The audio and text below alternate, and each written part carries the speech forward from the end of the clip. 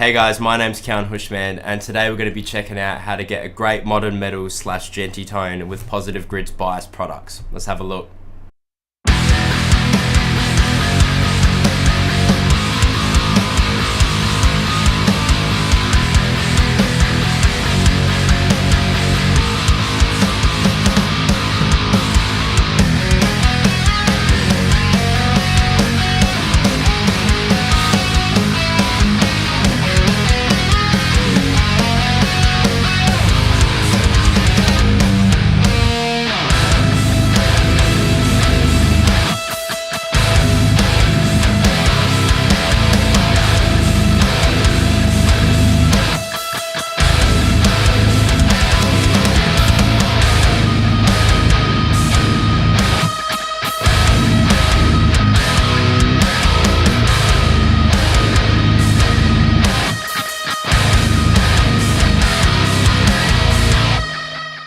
Before we start, I just want to say thank you so much for the support on the channel recently. Lately the videos have just been doing really well for this channel's standards, and that's nothing short to your guys' dedication and liking and subscribing and commenting on my videos, so thank you so much. Again, if you like anything you see in this video, definitely hit like, and if you want to see more stuff like this, definitely subscribe because I will not be stopping. You may have noticed the outfit change. I am a little bit sick, I don't know if you can tell. I went to 3 shows in 4 days. I went to Polaris on Friday.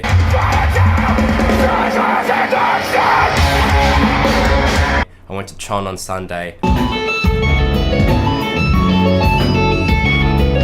And then Ryan, the guitarist from Polaris, was kind enough to put me on the door list for the second Polaris show in Adelaide yesterday on the Monday.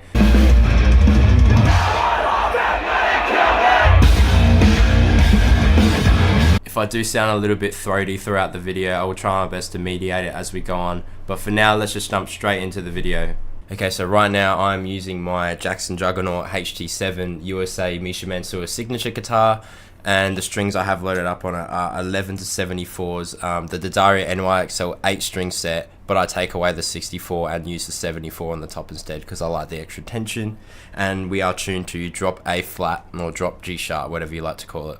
So just quickly, I'll go through my chain. I've got, of course, my tuner, my beloved G tune I use in every video. So I'm going to go through the process on how I actually sculpted the tone. So first I did it in Bias Amp. I made the tone in Bias Amp 2, and then I imported that amp into Bias Effects. But to make the amp in Bias Amp 2, of course, I had to put an overdrive and a gate before it. So we got G gate here. Of course, threshold pretty high. No fade, no attack, because I wanted that really staccato-y kind of sound. And then of course the TSC 808 overdrive plugin, which is the old faithful. Drive off, volume on around 8 to 8.5, and then tone up pretty high. Sounds something like this.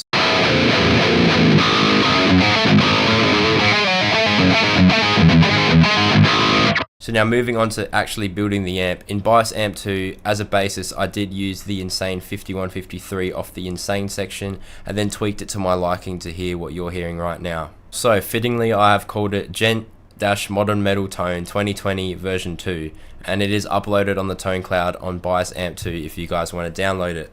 The first change I made is because I'm not particularly a huge fan of the cabs within Positive Grid stuff, whether it's Bias or Bias Effects and stuff like that. So I did load up an external cab, which is of course the ML Sound Lab's best IR in the world, which I have used in the previous video for the completely free modern metal tone, which I'll leave somewhere up here so you guys can watch it. But I will leave a link to that in the description because it is a great IR and it is free. So moving on to the preamp, I didn't actually touch any of the post and pre EQ. The only thing I did change was flicking the bright switch on and then playing around with the gain knob and the tube stages. So this is what I've got it all set at the moment. And in the tone stack, it's the exact same. I just got the American 5153 tone stack and EQ'd like that, which you can see here.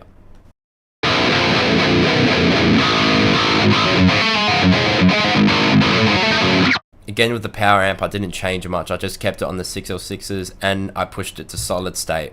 And with the split again, I've kind of played around with it a little bit. Presence and resonance are pretty high, and of course modern and push are flicked on to give it that modern push. I did dial the master down a touch because when you have the master up and you get a lot of that power amp saturation, it does get a little bit woofy, so I dialed it down just a little bit so you get a little bit more articulation of your playing.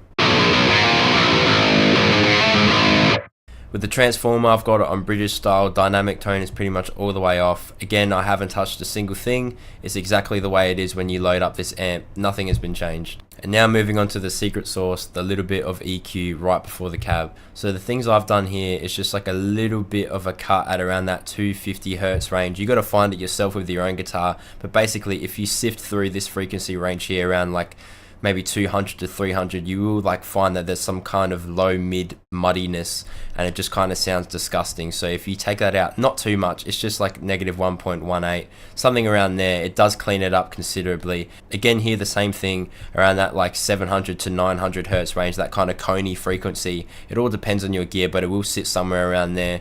So I did take a little bit of that out. I just kind of, it was like a very wide cut just to kind of color the tone just a touch. Same thing here, that 4K kind of area that can get a little bit ear picky and harsh. I did dial down a very wide cut as well, but not too much. I didn't want to color the tone way too much before hitting the cab, because the cab is what makes bulk of the tone. And again, it is the ML Sound Lab's best IR in the world. Links in the description. So basically, that is the whole tone. Not much really. The only thing I've changed that was pretty drastic was the cab, and it did make all the difference, as you can see, because I didn't really change much. I just changed with a bit of gain settings and maybe turning the master down a bit, but that's pretty much it. The bulk of the tone has been changed with the cab, again showing how powerful IRs can be. But once that was all done, I did save it, and then I put it into bias effects, and now I can turn my overdrive and gate off, because in bias effects I can load that up right here. So I've got my gate, similar kind of settings, threshold pretty high, and then it's not on reduction, it's on mute, because I want it to get that really staccato-y kind of sound.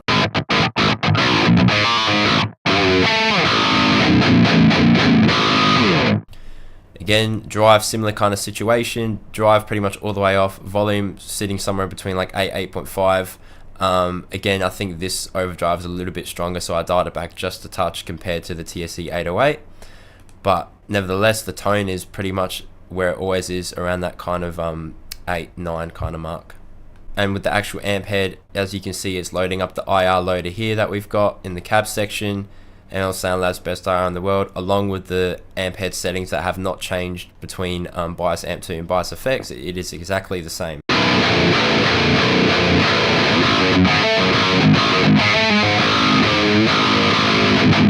Reason why you might think it sounds a little bit different is because we have a touch of EQ going on.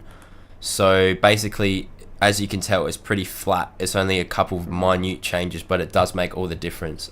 Again, after the cab, I did take out a bit of that 250 to kind of get that low mid woof out.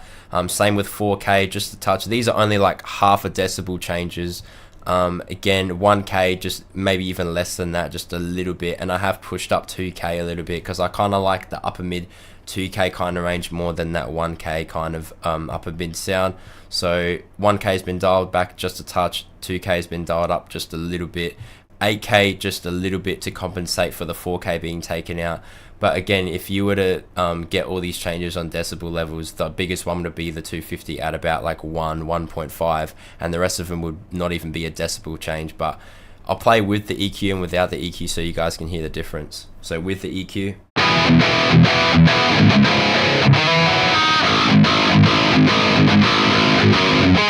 Without the EQ.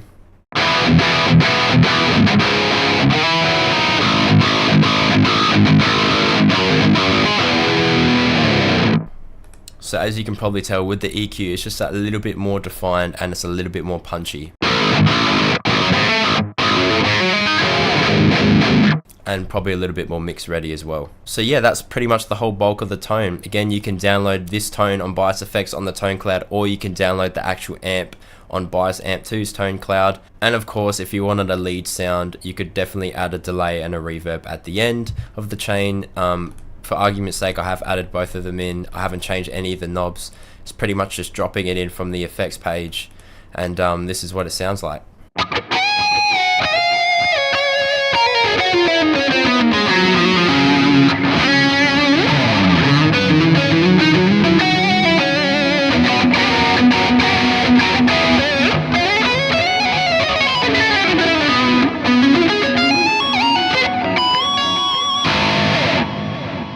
Tiny bit sloppy, that solo. That's Vagabond, the new Polaris song off the new Polaris record, The Death of Me. It's at the very end of the song and is a very, very cool solo. So yeah, that's pretty much it. Thank you guys so much for watching. If you guys like the video at any time, again, hit the like button, really helps the channel out. And if you want to see more stuff like this, subscribe. I do have some stuff coming that is very, very confidential that you guys don't even know about yet, which I'm very excited to do a video on. So again, if you want to see that, definitely hit subscribe so you won't miss a beat. Until next time, I'll catch you guys later. Ciao.